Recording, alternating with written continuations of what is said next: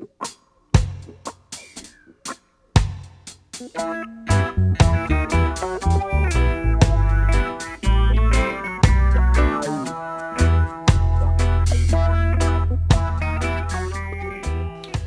tal amigos? ¿Cómo están ustedes? Bienvenidos a un nuevo capítulo de Diálogo Sur. Derrame de diésel, 40.000 litros en la isla Aguarelo ha tenido conmocionada a la comunidad noticiosa nacional y regional, con esfuerzos por parte de la empresa y de la autoridad marítima por contener esta situación medioambiental que se da en el marco de toda una discusión que se ha dado también en la región sobre la necesidad de cuidar nuestro territorio, pero al mismo tiempo también darle la posibilidad a las actividades productivas. También se produjo, y también producto de los azares de la naturaleza, una importante desabastecimiento, sobre todo los supermercados. Hubo una nevazón en la cordillera que impidió el traslado de camiones, ¿no es cierto?, que venían desde el norte, y esto deja en evidencia la precariedad de la conectividad en la región. También esta semana se ha conocido de que existen conversaciones para que la empresa Vía Austral, actual concesionaria del transporte mayor en Punta Arenas, deje de operar, dado que no alcanza los estándares que están solicitándole en el contrato de concesión. Tenemos una serie de novedades. También la senadora Goich, fíjate que se hizo parte de la idea y de la propuesta que ha liderado Alejandro Kuzanovich en relación a exigir que haya una revisión del proyecto de hacer una vía elevada, ¿no es cierto?, en la intersección de Carlos Ibáñez del Campo con la avenida Frey. Aprovechamos de saludar a Alejandro. ¿Cómo estás? ¿Y qué te parece que la senadora vaya a pedirle a los ministros entonces que revisen esta inversión de 26.000 millones de pesos que quieren realizar? Bueno, primero que nada, un saludo a todos los magallánicos que están viendo el programa, y encantado acá de estar en una sesión más de este prestigioso programa. A ver, yo creo que este es un tema de sentido común.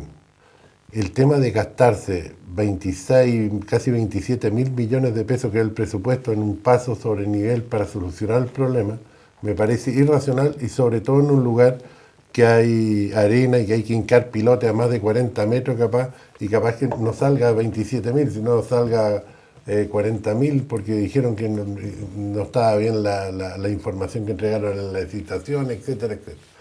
Y el problema es el siguiente, que este es un diseño hecho en Santiago, y el que está hoy en día también es un diseño hecho en Santiago, y resulta que los camiones no pueden doblar y pasan arriba de la vereda. Entonces a mí no me da ninguna garantía, primero que nada, que esto esté bien hecho. Segundo, yo conozco el terreno porque me tocó construir el edificio en el mismo lugar, y la verdad que eso es pura arena, y una locura construir un paso sobre nivel de esa magnitud en ese lugar, sobre todo en un lugar que hay que andar a 50 kilómetros por hora hoy en día porque es urbano. Segundo, me parece espectacular que los parlamentarios se empiecen a conectar con el futuro y con el desarrollo de Magallanes, porque andan desconectados. Esta es una señal que están conectándose y están reaccionando a todos los movimientos que han existido en Magallanes, y eso me parece bien. Así que felicitaciones por la reacción a la senadora. Estamos también, como siempre, con Jaime Jelincic. Te quería llevar a un tema más político, Jaime. Estuvo Mario Desbordes, presidente de Renovación Nacional y diputado en Punta Arenas, sacando cuentas sumamente alegres. Prácticamente señaló de que el actual alcalde Claudio Radonich podía postularse prácticamente a lo que quisiera, producto esto de que hubo una encuesta en un medio nacional en donde sale muy bien posicionado el alcalde Radonich a nivel de la comparación que se hace con alcaldes a nivel nacional. ¿Qué te parece a ti? Bueno, la verdad que lo que uno está empezando a ver es lo que nos va a marcar, yo diría, la escena política nacional y regional los próximos 4 o 5 meses. Es decir, como dijera un antiguo hípico, están llegando los candidatos a la partida. Y está empezando a haber movimientos para instalarse en los procesos de negociación política. Es obvio que el candidato Radonich, el alcalde de Punta Arenas, es uno de los candidatos fuertes según Renovación Nacional para tratar de posicionarlo en la negociación que va a tener con la UDI sobre este tema. Y eso está marcando, yo diría, y vamos a ver a los partidos políticos moviéndose activamente en esa línea.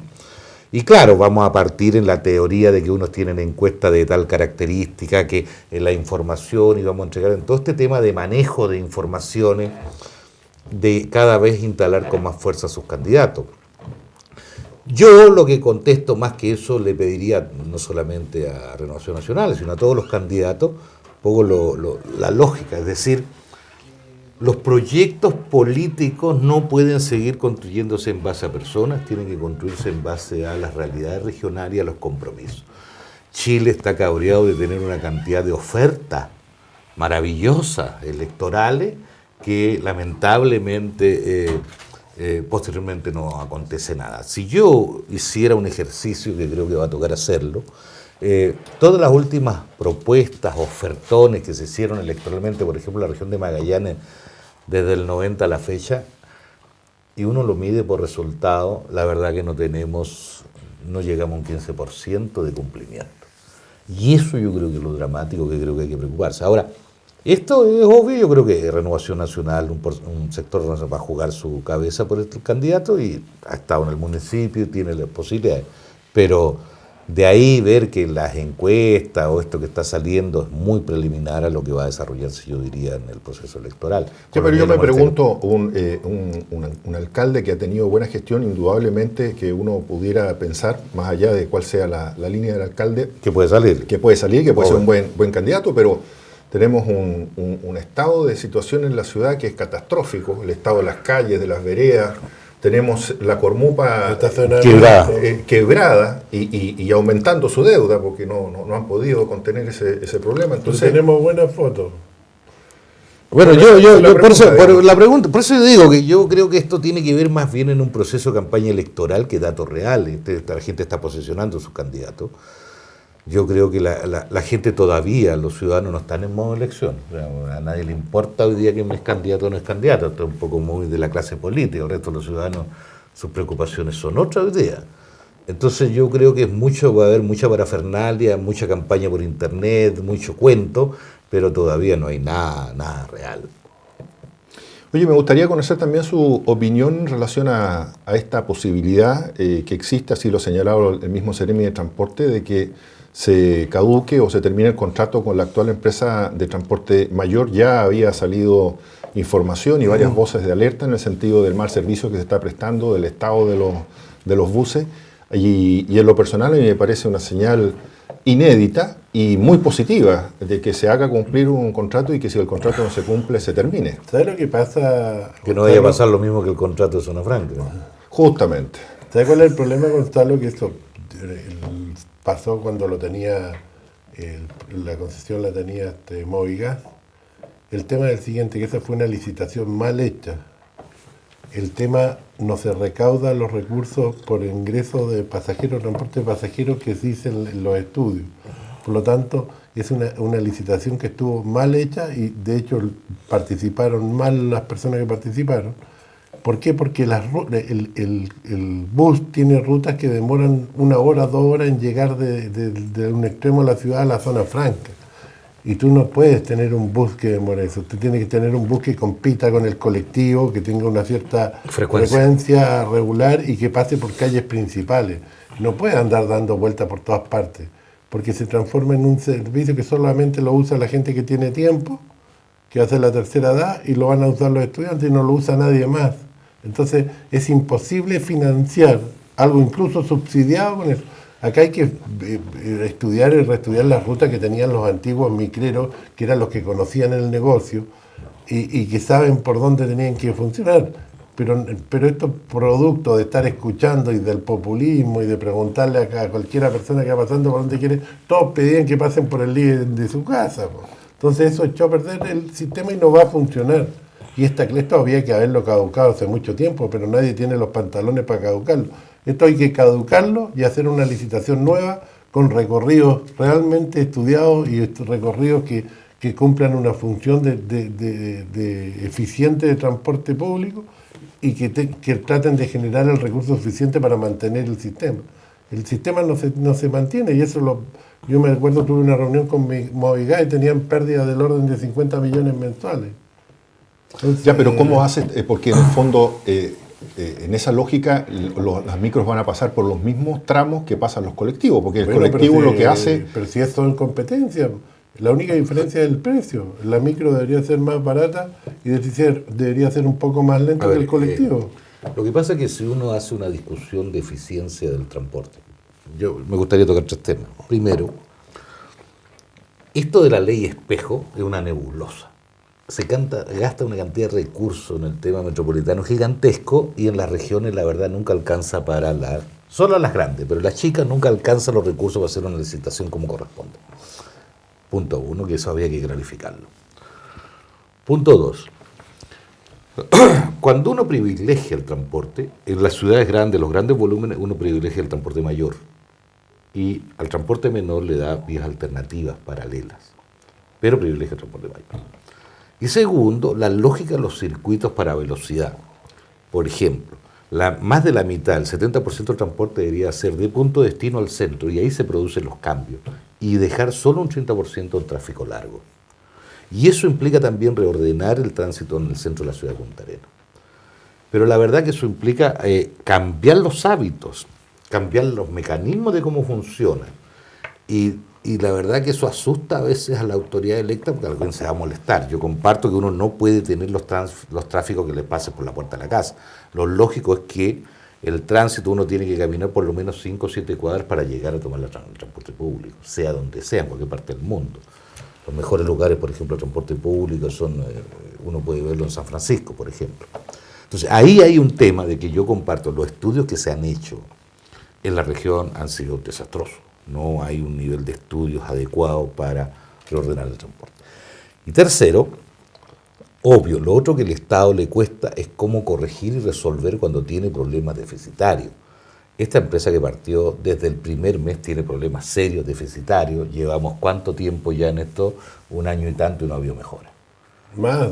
Ya, entonces uno llega a la conclusión en que, bueno, ahora lo vamos a ver, parece que falla. O sea, nadie se anticipa, deja que la cosa quede muy mal y tenemos resultados que la gente se ha visto afectada durante mucho tiempo. Mira, para hacer tortilla hay que romper huevos. Si aquí hay que tomar una decisión y debió haberse tomado hace 2 años, que era caducar el contrato. El problema es que se sienten amarrados porque no hay nadie que tenga esos buses, porque ¿qué más si no está esta misma? Porque en el fondo es la misma empresa que vendió o entregó, no sé qué traspaso hizo, o una venta o algo así de Movigas a la nueva empresa. Pero ¿quién otro tiene esa cantidad de buses para participar en algo? Es muy difícil porque nuestro mercado es muy pequeño, entonces tienen miedo de parar, las cosas hay que hacerlas. Pero esto parte por una mala licitación. Y está claro, una empresa seria como era Movigas no pudo hacerlo funcionar. Y las pérdidas nunca quisieron cambiar y arreglar los problemas reales que hubieron, que nunca se recaudaba la plata que se decía que se iba a recaudar, porque no se usaba la micro. Y ese tema es el tema de fondo, porque la micro no está siendo eficiente. Bueno, el sistema que está operando hoy día. O sea, tú te puedes demorar, por supuesto, más que el colectivo, porque el colectivo es una cosa más rápida, pero no te puedes demorar 2 horas en llegar a la zona franca. Claro que sí. Oye, los cambios drásticamente de tema, que ha sido, yo diría, uno de los temas noticiosos de la semana, el derrame de 40.000 litros de diésel en Isla Guarelo. Ha habido una importante reacción logística por parte de la autoridad marítima y también de la misma empresa, que ya tiene una empresa contratista trabajando en el sector. Incluso llevaron a representantes de la comunidad Cahuéscar. Ha habido un gran despliegue y preocupación por esta situación, porque obviamente se produce un efecto medioambiental en un lugar que todos sabemos, como lo es toda la región, es bastante Mira, yo prístino. creo que es una sobre-reacción. Acá cuando se habla de petróleo, todos creen que el petróleo crudo, que es una grasa que contamina todo. Este petróleo diésel que se evapora muy rápido, tiene una tasa de evaporación bastante rápida. Y la verdad que son un par de días y desaparece todo. Más de una semana no va a estar. Porque es cosa que hagan un ejemplo en su patio, coloquen un tarro con diésel y se va a evaporar en un par de días. Y más cuando se esparce en una bahía, tienes una tremenda área, así que la velocidad de evaporación del diésel es enorme.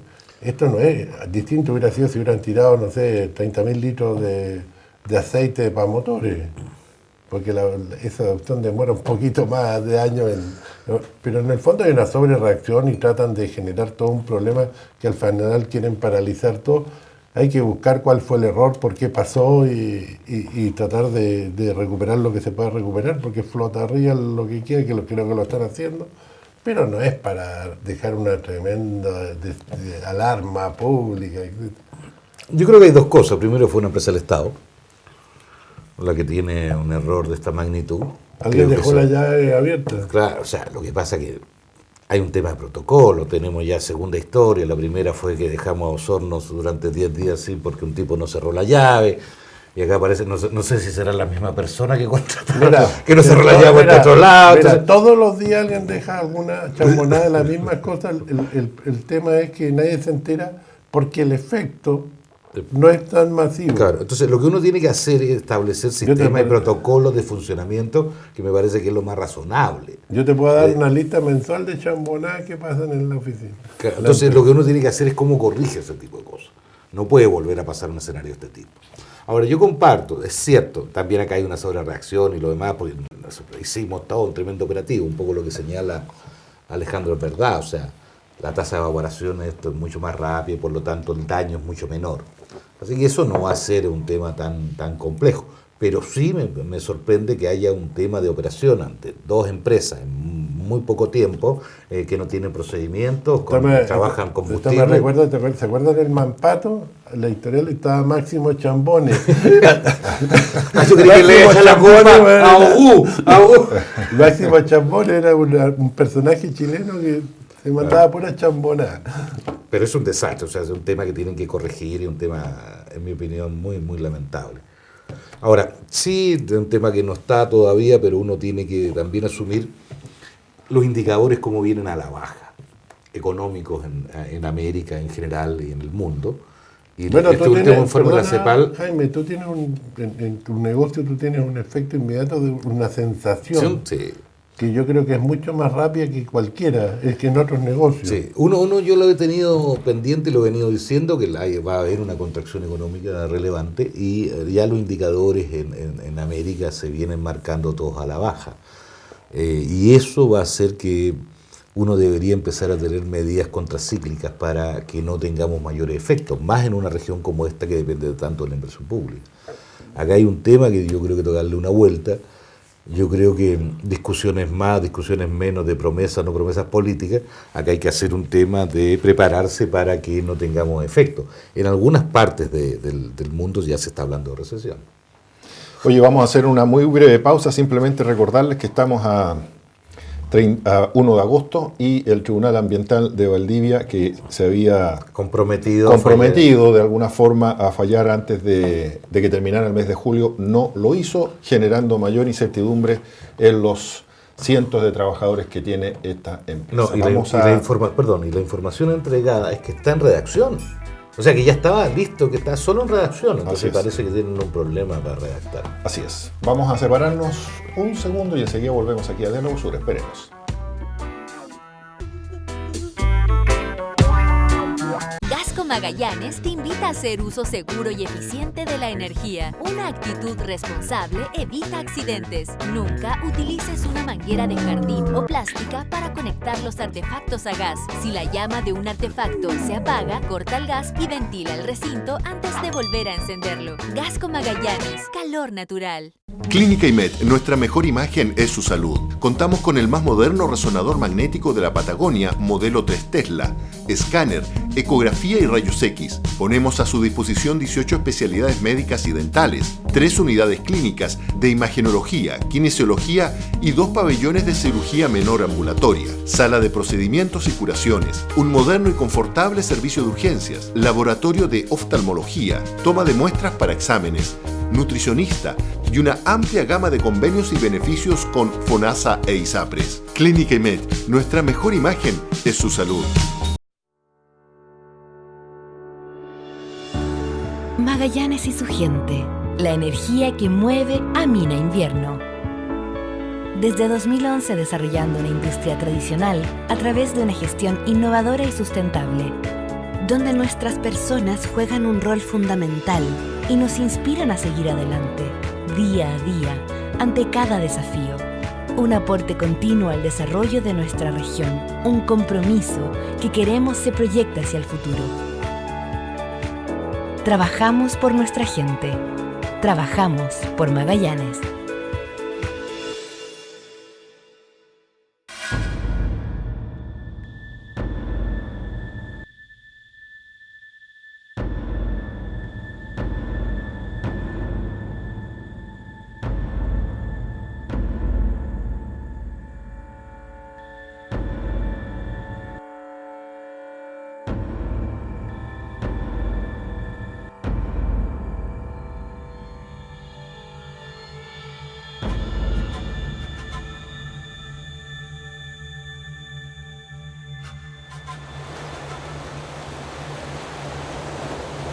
Gasco Magallanes te invita a hacer uso seguro y eficiente de la energía. Usa la calefacción eficientemente. No abras ventanas para regular la temperatura. Si bajas la temperatura en 2 grados, podrás ahorrar hasta un 20% en calefacción. Gasco Magallanes, calor natural.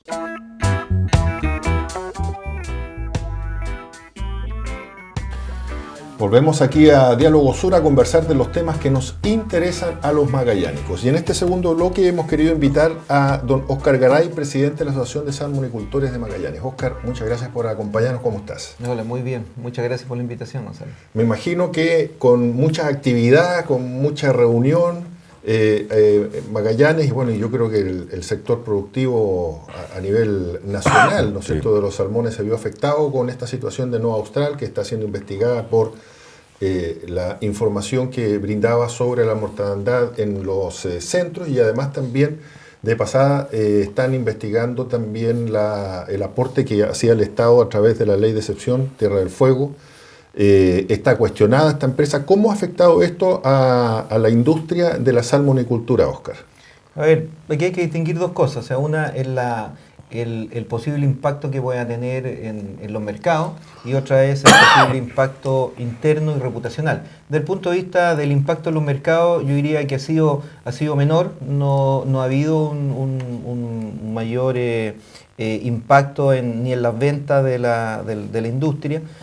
Lo que sí ha generado mucho cuestionamiento a la industria, incluso más allá de la industria salmonera nacional, sino que incluso a la industria en general. O sea, porque este es un daño más bien reputacional, que a pesar de que fue en una empresa, se amplía la desconfianza hacia la industria salmonicultora, primero magallánico, segundo industria salmonicultora nacional, y después incluso, ¿por qué no decirlo?, a la industria productiva chilena a nivel global. O sea, cuando recién pasó esta situación, incluso me llamó un periodista, me llamó de Escocia.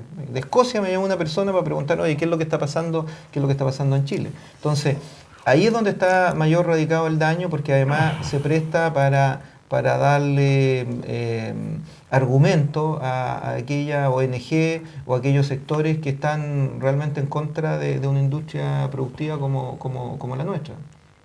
Cuéntame, ¿qué acciones están llevando ustedes a cabo para poder explicar y poner en dimensión, digamos, esta situación que afecta a una empresa en particular?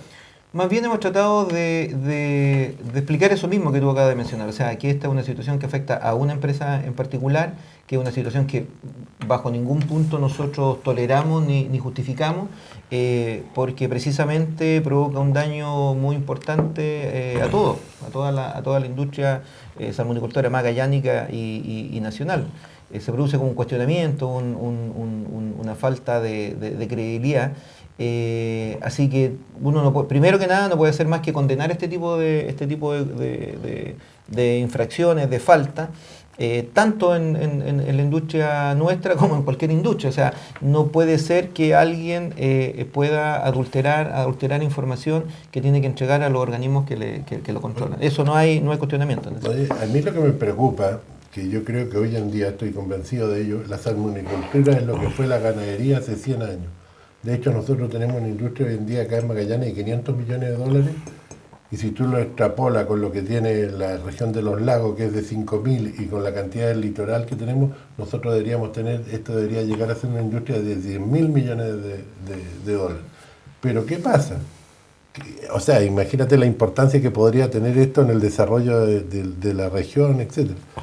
Que si este tema, que para mí no es el tema de fondo, porque lo han transformado en un tema de fondo. Acá el tema de fondo, si queremos o no queremos la salmonicultura, y si queremos o no queremos el desarrollo. Pero si este tema no se transparenta y no se dice claramente cuál fue el error, por qué se omitió, cuál fue la falla, hay una falla en los procedimientos, hay una falla en el reglamento, hay una falla en etcétera, pero yo he escuchado que de repente dicen no, fue la mortandad del transporte de Puerto Montt a Punta Arenas la que se adulteró.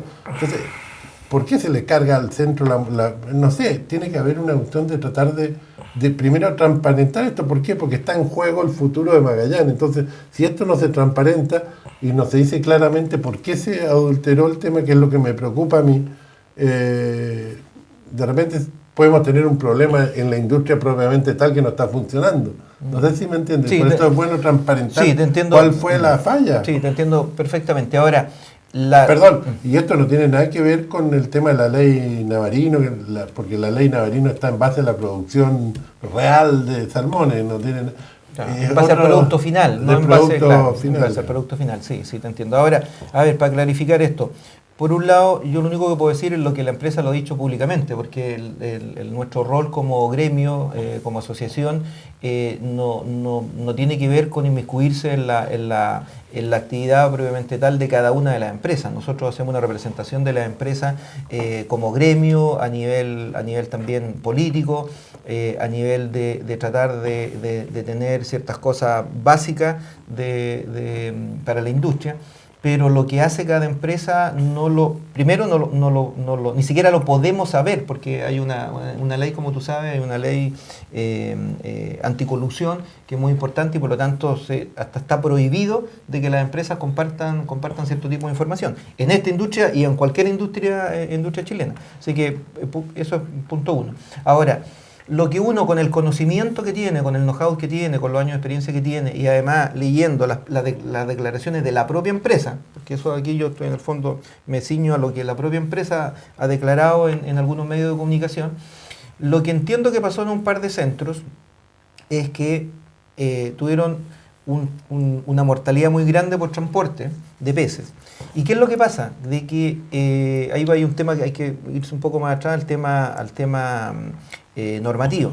Cuando tú tienes mortalidad, antiguamente, cuando uno había tenido una mortalidad en un transporte, esa mortalidad se iba para atrás y se castigaba al centro de origen, o sea, vale decir a la piscicultura donde habían salido los peces, y no al centro donde llegaban, porque ¿qué culpa tenía el centro de llegada de recibir, digamos, peces muertos o peces que se hayan muerto en el trayecto?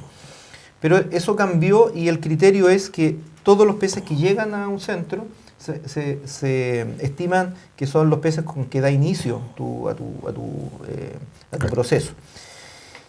Y si tú tienes una mortalidad mayor de un cierto porcentaje, mayor a un 15%, se castiga al centro para la producción siguiente. Entonces, si tú tienes una mortalidad muy alta, el ciclo siguiente tú tienes que reducir en un cierto porcentaje la cantidad de peces que metiste ahí. Si, por ejemplo, tu centro está autorizado para meter 1 millón de peces, metiste 1 millón de peces, pero tuviste una mortalidad muy alta, entonces el ciclo siguiente te dicen, no, señor, usted ya no puede volver a meter 1 millón de peces, tiene que meter 800.000, 900.000, 750.000. Entonces, lo que aparentemente, como digo, pues yo no estaba en esa empresa, no trabajo en esa empresa, todo esto lo estoy solamente leyendo entre líneas de las declaraciones de la propia empresa y de las acusaciones que hay de parte de Cernapesca, que al tener esa mortalidad alta, ellos no quisieron tener un castigo y por lo tanto repusieron los peces que se murieron en el traslado, los repusieron con otros y por lo tanto no declararon su mortalidad inicial con los peces que se murieron. Ahora, es lamentable porque aún así, con que uno puede criticar o no, estar de acuerdo o no con el reglamento y la medida, igual hay mecanismos para poder esto transparentarlo y decirlo oye, ¿sabes? Se me murió en un traslado, se me murieron más peces de lo normal y por lo tanto no me parece justo de que se castigue al centro con peces que ni siquiera murieron venían de Puerto Montt. Estos peces venían de otras regiones, o sea, en Nueva Austral, como todavía no tenía su piscicultura, que está recién terminándolo, tenía que trasladar peces de otra región y cuando se trasladan peces de otra región, los viajes estamos hablando de con buen tiempo 5 días y con mal tiempo pueden ser hasta 10 días. Entonces, los peces que vienen en un traslado están sujetos, no comen durante el tiempo de traslado, pues no pueden comer. Hay mucho estrés. ¿Son peces pequeños? Son peces, claro, son peces de aproximadamente 100 gramos, 120 gramos. Entonces son peces relativamente pequeños, pero tienen un viaje muy largo, muy estresante, sin alimentación durante tantos días, atravesando el Golfo de Penas, atravesando el Golfo de Corcovado. Entonces, por lo tanto, no es raro de que haya una cierta mortalidad en esas cosas. Ahora, hay mecanismos que tiene la empresa para transparentar eso, explicarle a la autoridad y solicitarle de que en el futuro no lo castigue, dado que no fue responsabilidad del centro que se produjera esa mortalidad. Pero también es injusto si alguien tiene la piscicultura en la misma región o la tiene cerquita de su centro, obviamente no va a tener ese daño. No, o sea, es por eso de que las empresas que están en la región están haciendo sus propias pisciculturas. Muchas ya las tienen. Hay 3 pisciculturas hoy en día acá en la región y se está en construcción de otras 2 más para precisamente evitar ese transporte tan prolongado y ese riesgo de que haya mortalidad de peces por traslado, y que además disminuye la calidad del pez, porque aunque no se mueran los peces, después de un viaje, imagínate 10 días, o sea, el pobre pez llega y no es que esté en las mejores condiciones como para poder iniciar es como una carrera para tratar de engordar rápido y llegar a Tú trabajaste en Noruega, tengo entendido, ya muchos años de experiencia en esta industria. De repente una de las críticas que hablan es que los noruegos vienen acá porque allá no los dejan instalar. No, que las normas noruegas son mucho más estrictas que las chilenas. Entonces eso es lo que dicen todo el mundo. No, que allá en Noruega la densidad por jaula es mucho menor que la de acá. No, que allá no dejan poner salmonera, por eso vienen para acá los noruegos. La verdad que yo creo que son más mitos urbanos que otra cosa, pero... Sí, efectivamente, hay mucho de mito que de realidad. A ver, yo he trabajado en empresas noruegas, he estado muchas veces en Noruega, o sea, saco la cuenta, no sé, me perdería, pero más de 30 años de trabajando en la industria salmonera, puedo decir que he estado más de 30 veces en Noruega y además por periodos prolongados, conozco su legislación. Y al revés de lo que piensa la gente, la legislación y la normativa chilena es mucho más estricta que la noruega. Hay ciertas cosas que son verdad o que tienen una base de verdad. O sea, en Noruega no se dan más concesiones, que es lo mismo hoy día que ocurre en Chile, no se dan más concesiones. Pero no se dan más concesiones entre comillas, porque si tú tienes un proyecto innovativo, de decir, oye, mire, yo tengo una nueva tecnología, que es lo que está pasando hoy en día en Noruega, como estos cultivos offshore, qué sé yo. Entonces, la legislación noruega sí les permite, cosa que no pasa en Chile, darle una nueva concesión. Aquí en Chile hoy día, aunque yo diga, mire, tengo un proyecto desarrollado por la NASA, no sé, por la mayor ciencia del mundo, y quiero instalarme, no sé, 50 kilómetros de la costa, te dicen, sorry, pero aquí usted no puede porque no hay más áreas aptas para la acuicultura. ¿Sí? Yo quería tocarte un tema que a mí me preocupa, que es la discusión, porque lamentablemente este hecho que aconteció hoy día con NOVA, esta manera de entregar, o sea, de mentirle a un organismo público, cayó en el peor momento de una discusión que está hoy día en el Senado con un famoso proyecto planteado por algunos senadores, creo que la senadora Isabel Allende, el senador Girardi, la senadora Goy, Chaguán. Yo he leído un poco, no soy experto en la materia, pero he leído el proyecto y la sensación que uno tiene con todo este modelo nuevo de exigencia, porque dicen en su defensa que esto es para las nuevas empresas, pero en realidad uno cuando lo lee sabe que es exigencia para los que están operando hoy día. Y cuando uno empieza a preguntar, yo en esto soy medio gaffiter nomás, pero empiezo a preguntar, oye, ¿qué implica esto en los costos? Porque un proyecto de esto hay que llevarlo a los costos que originan, y eso tienes que llevarlo al costo al final por kilo de salmón. La sensación que uno tiene es que el incremental de costos en la operación en Magallanes sería extremadamente alta. Entonces mi pregunta es, porque en medio de este escenario se está discutiendo con lo que pasó con Pesca Nova, esta propuesta que está en el Parlamento, la verdad que el escenario, tengo la sensación de que se puede haber muy amenazado el desarrollo de la agricultura en la región. ¿Deben trabajar por los noruegos esto? Entonces, mi preocupación es esa, porque yo creo que nos vamos a tener una discusión seria. Y un poco lo que he visto que está pasando en el Parlamento, que independiente de que la industria vaya a hablar, como ya tienen una posición tomada los parlamentarios, la verdad es que es como estar contra una pared. Entonces, mi preocupación es que tenemos parlamentarios que parece que son, ellos sí estuvieron en la NASA porque son capaces de conocer todo y de todo, ¿no? De una cosa mágica, ¿cierto? Y que a veces cuando la industria discute y los técnicos van a discutir el tema, la verdad que no los pescan realmente. Entonces, a mí me preocupa ese escenario, tú como presidente del gremio, porque eso tiene que ver, y aquí quiero centrarme, yo sé que la pregunta es larga, pero hoy día los efectos en la actividad económica de Porvenir y Natale.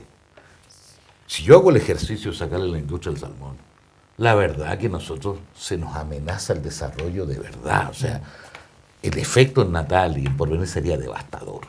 Entonces, ¿cuál es la estrategia? ¿Cómo están viendo en un escenario de ese tipo, donde va a haber un debate por errores de una empresa también, que va a afectar esta discusión y que puede, yo creo, limitar definitivamente a lo que podría ser la proyección?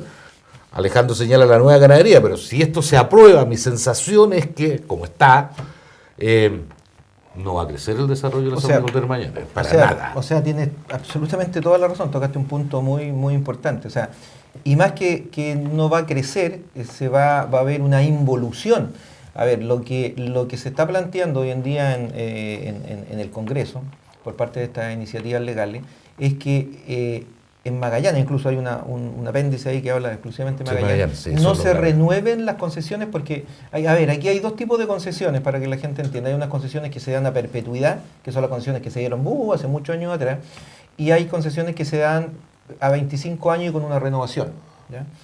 Lo que está planteado, si el comportamiento durante los 25 años de esa empresa en esa concesión, porque esto es concesión por concesión, en esa concesión en particular ha estado bien, no tiene infracciones, ok, se la renuevan automáticamente por 25 años. Aquí una de las cosas que se están planteando, o sea, hay varios aristas, pero una de las cosas, para ir una por una de las cosas que se están planteando es que acá en Magallanes se termina el periodo de la concesión y no se renueva nunca más. Entonces, por lo tanto, sería la pérdida de un patrimonio importante y un volumen de producción importante para la zona.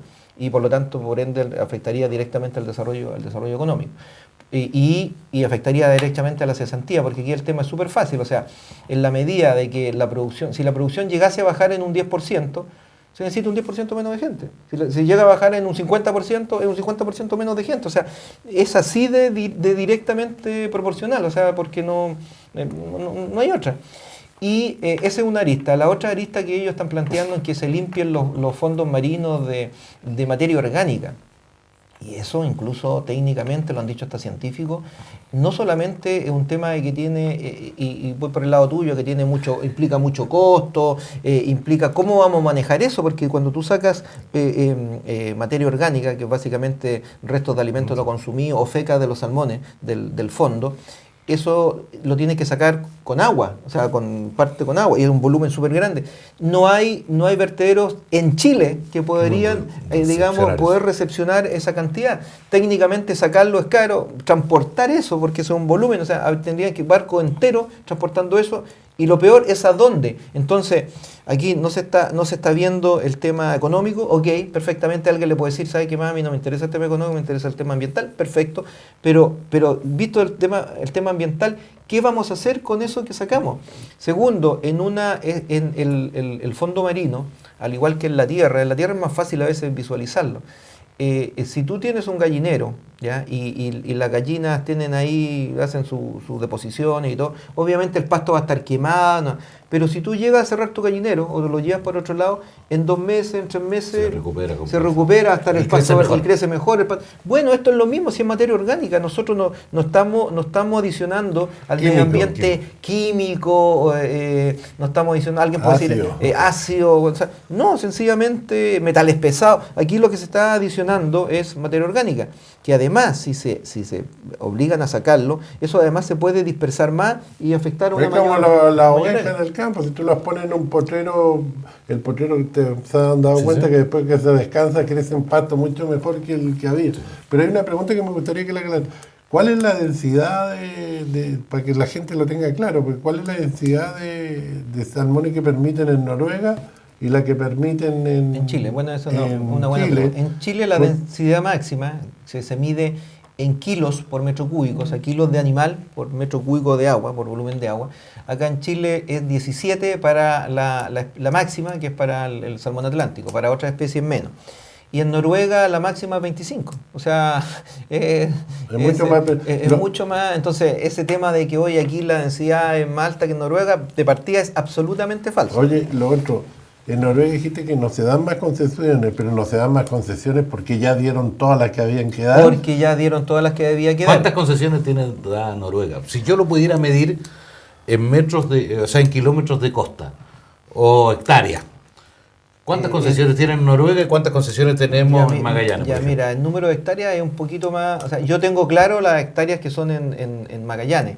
No tengo claro las hectáreas, porque cada concesión es un área distinta. O sea, a ver, tú puedes pedir una concesión. Aquí estamos 4, cada cual puede pedir una concesión, suponiendo.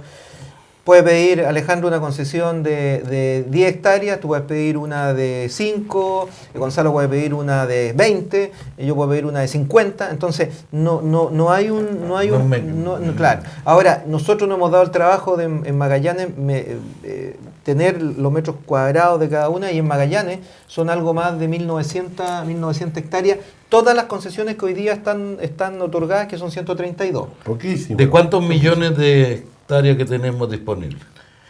De 360 y tantos mil kilómetros cuadrados, entonces es una...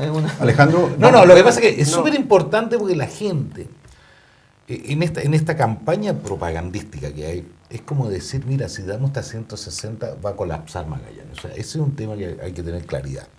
Ahora, lo otro que te pregunto, que lo que a mí más me preocupa en esta discusión, yo siempre entiendo la política, la industria y lo demás, por supuesto que me interesa preservar el planeta por mis hijos, pero lo que siempre me interesa es que las políticas tienen sentido y razón en la medida de que benefician y le dan mejores condiciones a la gente. ¿Ustedes tienen medido el impacto de lo que significaría disminuir la actividad salmonera en Natalia y en Porvenir? ¿O no lo han hecho todavía?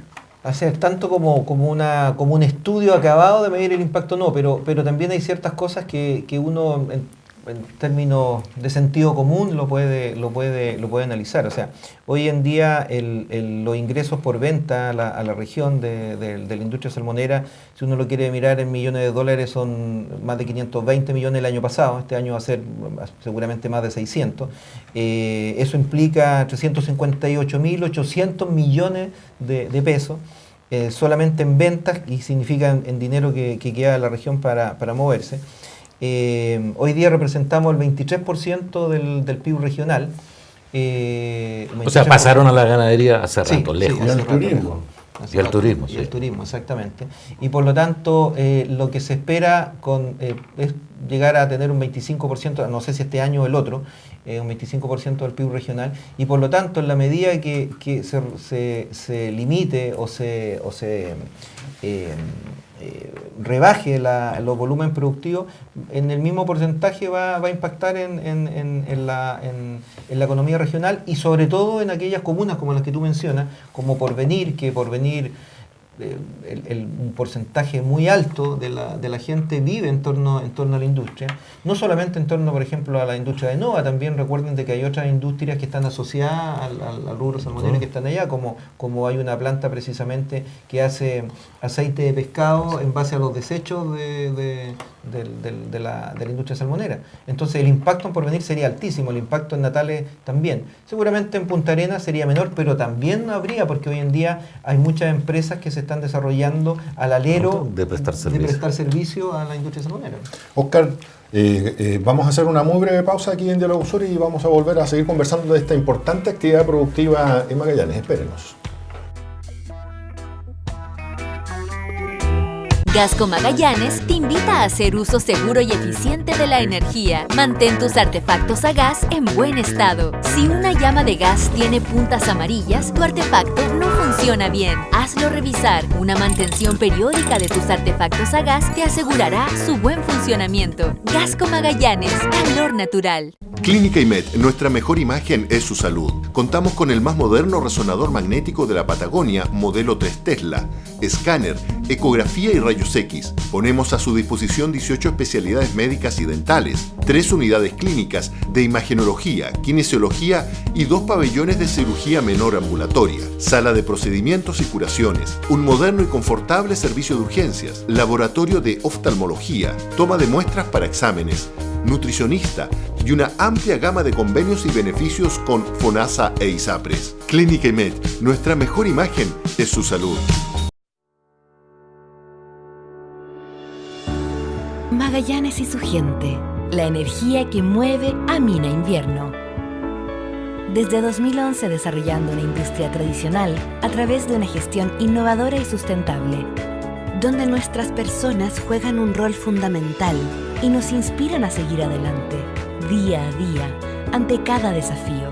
Un aporte continuo al desarrollo de nuestra región, un compromiso que queremos se proyecte hacia el futuro. Trabajamos por nuestra gente. Trabajamos por Magallanes.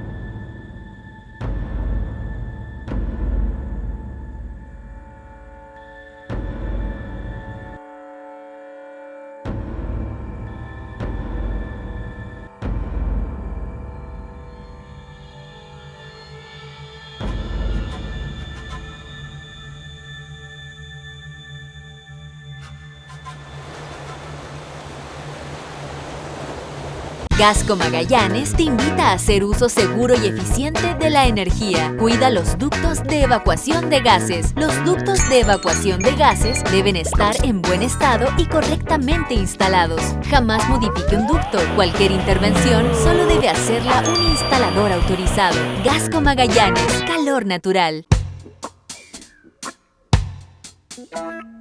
Vamos a seguir conversando aquí en Diálogo Sur con Óscar Garay, presidente de la Asociación de Salmonicultores de Magallanes. Yo quería llevarte, Óscar, a una situación que se está dando hoy día, que es ya discusión a nivel de Latinoamérica y a propósito de Brasil. En Brasil hay una polémica ahora porque el presidente Bolsonaro insiste con que ellos tienen todo el derecho del mundo de explotar los recursos del Amazonas.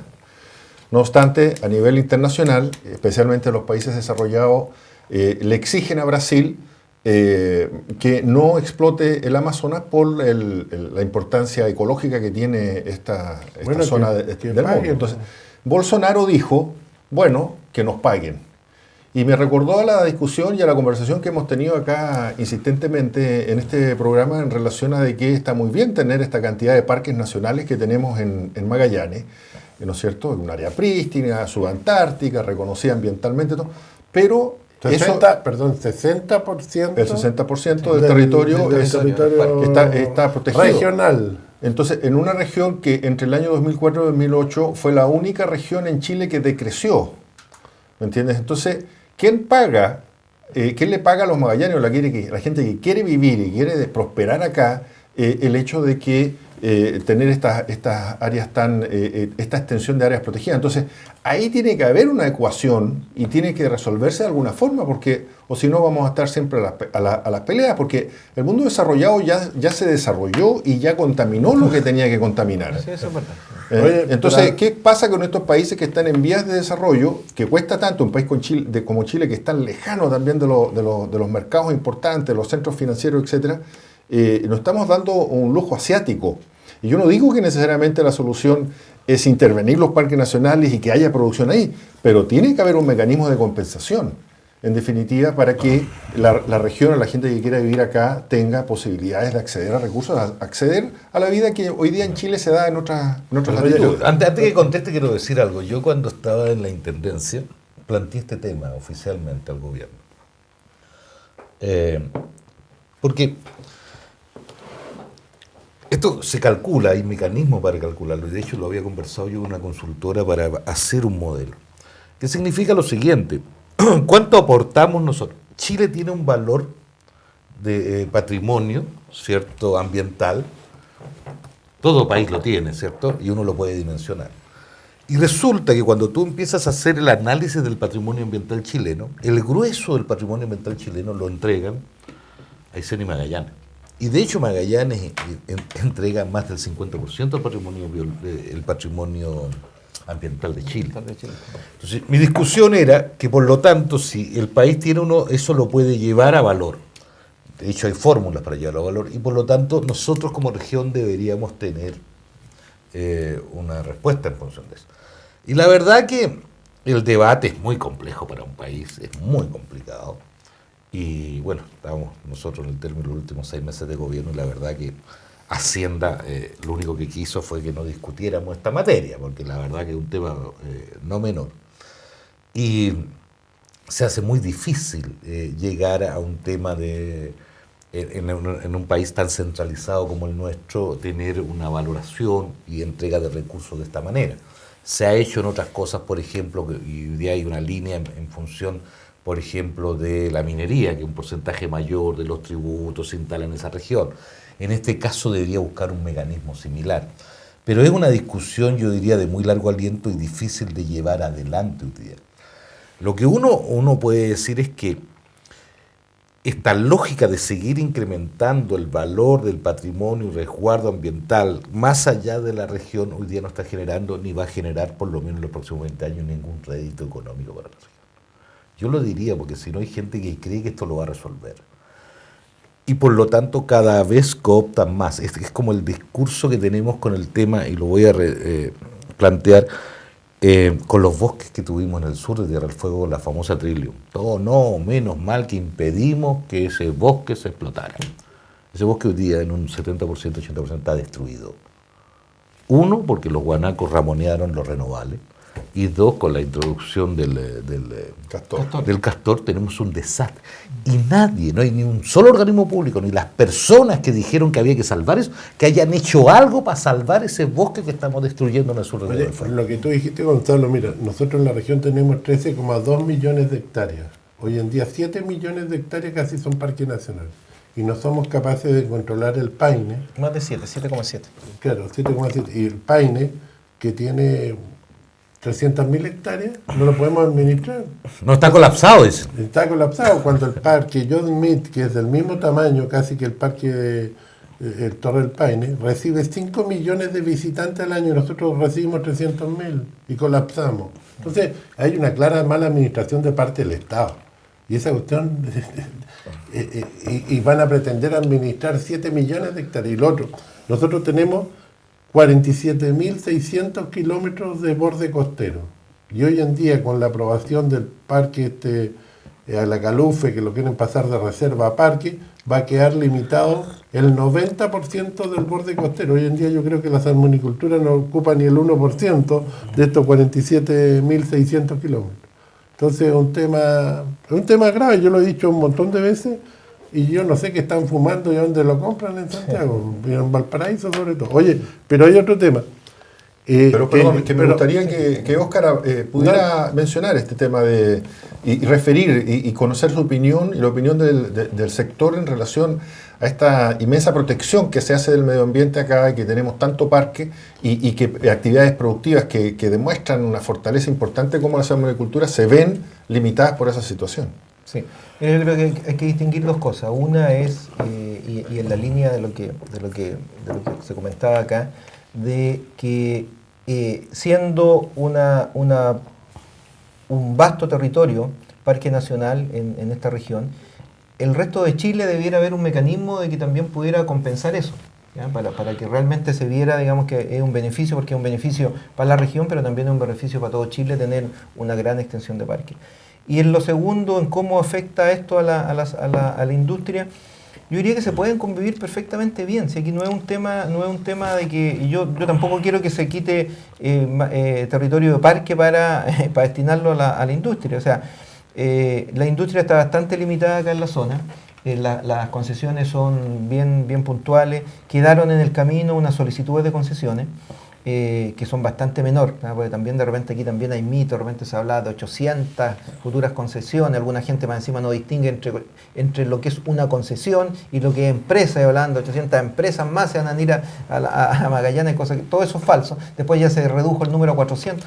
Mira, hoy en día quedaron en carrera y están congeladas, producto de la EMCO, que es otro tema también, de los espacios territoriales marítimos para los pueblos originarios, que se hizo una solicitud que congeló todo. Hoy día el mar está todo congelado. Entonces, estas solicitudes quedaron congeladas, alrededor de 130 que están corriendo, y de las cuales, si alguna vez se levanta este congelamiento, no creo que lleguen a ver la luz más allá de 50. O sea, de todas maneras, quedaríamos acá en la región, si es que esto pasa en un futuro, digamos, lejano, con alrededor de 180 concesiones, que sería como el 11, el 12% de las concesiones totales que habría en el país, siendo que el territorio es... Pero eso es malo. Mira, es malo y bueno, porque por último está bien. O sea, es como decir, oye, mira, vamos a tener ovejas solamente en tantas hectáreas. Es como limitar el desarrollo de la región. Sí, está bien, Alejandro, está bien, o sea, está bien, pero por último, lo que le interesa a cualquier empresario es tener certeza jurídica. Y por último, si te dieron poco, pero sabes que ese poco y eso lo vas a tener, ok, tú planificas, haces tu inversión.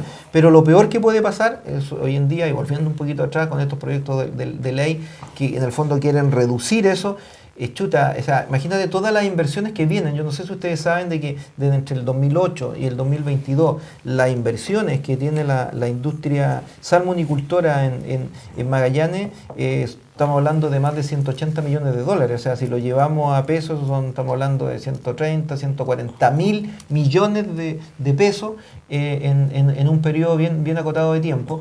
Y aún así...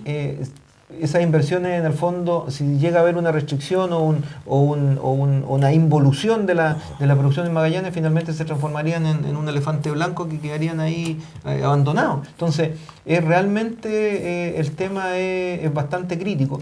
Y yo, como digo, desde el punto de vista de las grandes extensiones que hoy día son parques, ok, ya está. Me parece bien, me parece que el resto del país también tiene que contribuir para tener este pulmón, que no lo hace, y como tú bien decías, hay fórmulas como para calcular eso, el resto del país, incluso el resto del mundo. Pero en el tema exclusivo nuestro, yo no quiero que se quite más y para poder crecer nosotros. Yo creo que, ok, ya las reglas del juego quedaron así, pero si quedaron así, sigamos jugando con esa regla del juego que el mismo Estado chileno los dio. Mira, para hacer una pequeña reseña. El año 1994, el mismo Estado chileno, el año 94, creó en Magallanes la área apta para la acuicultura. Y dijo, señores, ustedes pueden producir acuicultura aquí, acá, y se dio una extensión para que la gente aplicara, empresas o personas comunes aplicaran a tener concesiones. Después, el año 2009-2010, hubo una zonificación. La única zonificación que ha habido en todo Chile se dio acá en Magallanes, ¿ya? Y para bien o para mal, que a alguien no le puede gustar o no, se hizo la zonificación, participaron todos los interesados, todos los stakeholders que se llama. O sea, participó desde el turismo, participaron los pescadores artesanales, participó la representante del gobierno regional, participamos los salmoneros, participó hasta la CONAF. O sea, fue absolutamente ampliada, digamos, la participación, los pueblos originarios. Y finalmente lo que se hizo, que fue como bastante simple, pero ok, se hizo fue decir, oye, mira, esta área que está como área apta para la agricultura, ¿alguien más tiene interés? Y alguien levantaba la mano, sí, nosotros que somos pescadores, porque hay pescadores, ya, ok, ya. Entonces, esa se borra de área apta. Oye, acá levantaba la mano la gente, no sé, del turismo. No, es que ahí puede haber un desarrollo de turismo potencial en el futuro, porque esa área es muy bonita, que sea el canal de las montañas. Ya, ok, ya, fuera de... Y bueno, y finalmente, cuento corto, quedó reducido del área original, que, vuelvo a insistir, el mismo Estado chileno había otorgado en el 94, eso se redujo en el año 2010, en 2011 salió un decreto en 2011, se redujo a un 40%, o sea, entre comillas, se perdió el 60% del área original. ¿Y qué es lo que pasó detrásito después? La CONAF dijo, miren, sorry, a mí se me olvidó recalcar en ese proceso de zonificación de que nosotros creemos de que Chile, porque firmó un tratado, debe considerar las aguas colindantes a los parques como parques. Y Eso se llevó a la Contraloría y la Contraloría decidió que sí, tenían razón y por lo tanto se desafectó o se quitó, para hablar en términos más coloquiales, otro 20% del área original que el mismo Estado chileno había otorgado en 94. O sea, hoy en día la realidad que tenemos es que las áreas aptas para la agricultura en Magallanes representan solamente un 20% del área apta original que el mismo Estado chileno había Yo otorgado. la verdad que estoy en completo desacuerdo con esto. Yo creo que esto se tiene que liberarse y tiene que expandirse. Una, para generar más competencia y dos, para el futuro de Magallanes. Es como decir, oye, yo voy a explotar hasta acá nomás mi ventaja comparativa. Y yo no estoy de acuerdo con eso. Yo creo que hay que... Pero mira, pasemos a otro tema que me gustaría aclarar, porque la gente dice que la salmonicultura contamina. Que el tema hoy, no, todos los centros están contaminando y tienen el desastre. Y lo otro es la tasa de conversión, que es un tema súper interesante, que tienen los salmones, que la tasa de conversión creo que está en el orden de 1.1, me parece, Sí. que por 1 kilo 100 gramos de alimento, el salmón sube 1 kilo, que es mayor creo que la de los...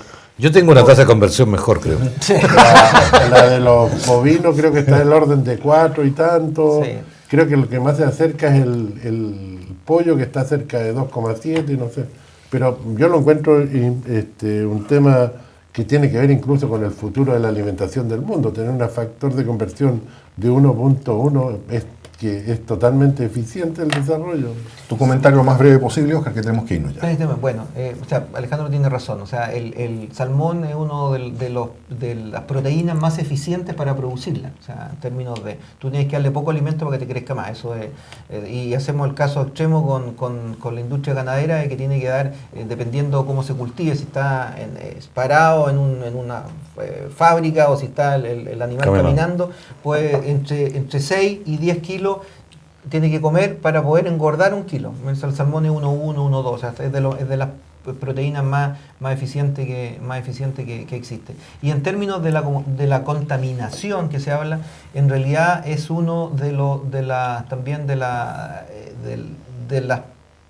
las proteínas animales que menos impacto tiene, por lo mismo, o sea, por la conversión, por los efectos de gas invernadero, o sea, cuánto contamina una vaca es impresionante, digamos, en términos de los niveles de CO2. Entonces, claramente, toda actividad humana tiene un impacto en el medio ambiente, toda, no existe ninguna que no tenga, pero hay que poder rankearla y ponerla en su justa medida y ver cómo hacemos para que ese impacto sea el menor posible. Y la industria ha estado en los últimos años y todos los desarrollos tecnológicos que se han hecho para poder que ese impacto sea el menor posible. O sea, si uno pregunta cuál es la industria más contaminante del mundo, es la industria minera. La segunda es la celulosa, que Chile es importante en esos dos también. La tercera industria más contaminante del mundo es la industria textil. O sea, saben la cantidad de químicos que se utilizan para poder darle el color a la ropa y eso finalmente va a dar a los ríos, va a dar al mar. Y así, si yo empiezo a seguir, la agricultura incluso contamina más que la industria salmonicultora, se impacta más. Entonces, por lo tanto,